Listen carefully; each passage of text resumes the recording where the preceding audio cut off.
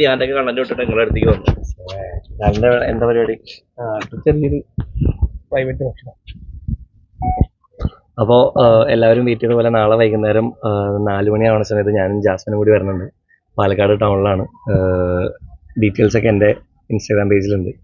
4 മണിക്ക്, വൈകുന്നേരം 4 മണിക്ക്, നാളെ ജൂലൈ 7 ഈവനിങ് സ്കൈ മൊബൈൽസ് എന്ന് പറഞ്ഞിട്ടുള്ള ഷോപ്പിൻ്റെ ഇനോഗ്രേഷനാണ്. അപ്പോൾ എല്ലാവരും അവിടെ വെച്ച് കാണാൻ പറ്റുമെന്ന് പ്രതീക്ഷിക്കുന്നു.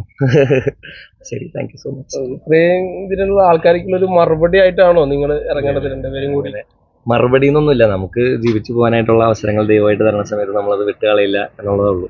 പിന്നെ അത്രയ്ക്കേ ഉള്ളൂ. സന്തോഷമായിട്ട് പോകുന്ന എല്ലാ കാര്യങ്ങളും നമ്മൾ നെഗറ്റീവ് പരിപാടികൾ അധികം എടുക്കാതിരിക്കാനായിട്ടാണ് മാക്സിമം ശ്രമിക്കുന്നത്.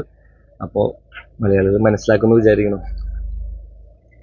ഇതിപ്പോ ഫസ്റ്റത്തെ അല്ലേ ജാസ്മിനും? ആദ്യത്തെ പബ്ലിക് അപ്പിയറൻസ് ആണ്. ഞങ്ങൾ കുറേ പേര് ഇങ്ങനെ മെസ്സേജ് അയക്കുമായിരുന്നു, എപ്പോഴാണ് നിങ്ങൾ രണ്ടുപേരും കൂടി വരണേ പറഞ്ഞത്. ഫൈനലി ഞങ്ങൾ രണ്ടുപേരും കൂടി ആദ്യമായിട്ട് വരുന്നൊരു ഫംഗ്ഷനാണ്. അത് പാലക്കാട്. എന്തൊക്കെയാണ് പ്രതീക്ഷകൾ? ഇപ്പൊ രണ്ടുപേരും കൂടി ആദ്യമായിട്ട് ആരെങ്കിലൊക്കെ വന്നാൽ മതി, പറഞ്ഞോട്ടോ. അല്ല, അങ്ങനല്ല, നമ്മളിപ്പോ ഒരു മനസ്സിലൊരു പ്രതീക്ഷ ഉണ്ടല്ലോ. ഇപ്പൊ ഞാനും ജാസ്മിനും കൂടി പോകുന്നു. ഇല്ലല്ല, എനിക്ക് പേടിയുള്ള ഒരു പരിപാടിയാണ് ഇനോഗ്രേഷൻ എന്ന് പറഞ്ഞിട്ടുണ്ടെങ്കിൽ. ഞാൻ അങ്ങനെ മറ്റേ ഭയങ്കര ആ കാര്യത്തിൽ അത്ര കോൺഫിഡൻസ് ഇല്ലാത്ത ഒരാളാണ്. പക്ഷെ ഫസ്റ്റത്തെയാണ് ലൈഫിലെ experience. Let's see how it goes.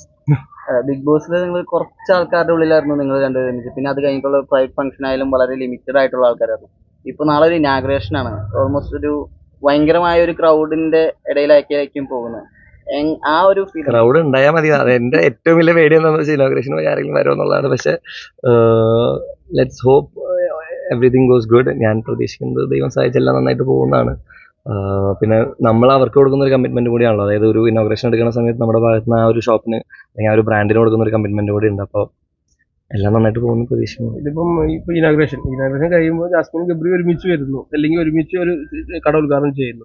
ഇപ്പൊ അതിനുശേഷം ഉള്ള കാര്യങ്ങളൊക്കെ ഗബ്രി ആലോചിക്കുന്നുണ്ടോ? ശരിക്കും ഇപ്പം തന്നെ ഞങ്ങൾ ഒരുമിച്ച് ശേഷം പ്രത്യേകിച്ച് എന്താ ആലോചിക്കാനായിട്ട്? ഞങ്ങൾ ഇപ്പോഴും ഫ്രണ്ട്സ് തന്നെയാണ്. ഞങ്ങളിപ്പോഴും നല്ല കമ്പനി, നല്ല ബന്ധം പുലർത്തുന്നവരാണ്. അപ്പൊ അതിൽ പ്രത്യേകിച്ച് ആലോചിക്കാനൊന്നുമില്ല. നല്ല നല്ല പ്രോജക്റ്റുകളും ഓപ്പർച്യൂണിറ്റീസ് രണ്ടുപേർക്കും കിട്ടട്ടെ എന്നാണ് എന്റെ പ്രാർത്ഥന. ഈ ഇനാഗ്രേഷൻ പോകുന്നത് ട്രേഡ് മാർക്ക് ആയിട്ട് എന്തെങ്കിലും വെറൈറ്റി ചെയ്യാറുണ്ട്? അപ്പൊ ഗബ്രിയുടെ നിങ്ങൾ എന്റെ ആദ്യത്തെയാണ്. ഞാൻ ട്രേഡ് മാർക്ക് നോക്കട്ടെ, കണ്ടുപിടിക്കാൻ പറ്റുമോ? ഒച്ച എടുക്കോ?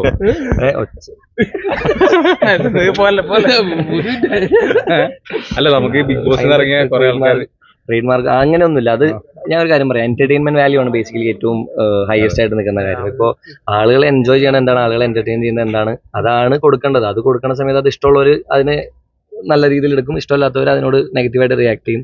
Everything is show business, so it's fine. എനിക്ക് എന്തെങ്കിലും ട്രേഡ് മാർക്ക് ഉണ്ടാക്കാൻ പറ്റുമോ നോക്കാം. നിങ്ങൾ സജഷൻസ് നാളെ പൊളിച്ചെടുക്കൂല്ലേ? പൊളിച്ചടക്കാം നമുക്ക്. ഗബ്രിയുടെ പുതിയ വിശേഷങ്ങൾ എന്തൊക്കെയാ? നല്ല വിശേഷം. എന്റെ ഒരു പടം ഏകദേശം സംസാരമായിട്ടുണ്ട്. അത് ഒന്ന് ലോക്കായി വരണം. അപ്പൊ അതിന്റെ ഡീറ്റെയിൽസ് ഞാൻ പറയാം. ഷൂട്ടൊക്കെ തുടങ്ങിയിട്ട് പറയാം. അതിന് മുമ്പ് ഇനിയിപ്പോ കഴിഞ്ഞു പോയാലോ. പിന്നെ ഇറങ്ങാനായിട്ടുള്ളൊരു പടം വരണുണ്ട്. എന്റെ പത്നിപുരാണം എന്ന് പറഞ്ഞിട്ട് ഒരു മലയാളം സബ്ജക്ട് റിലീസ് ചെയ്യാനുണ്ട്. അത് യൂട്യൂബിലൊക്കെ ആയിരിക്കും.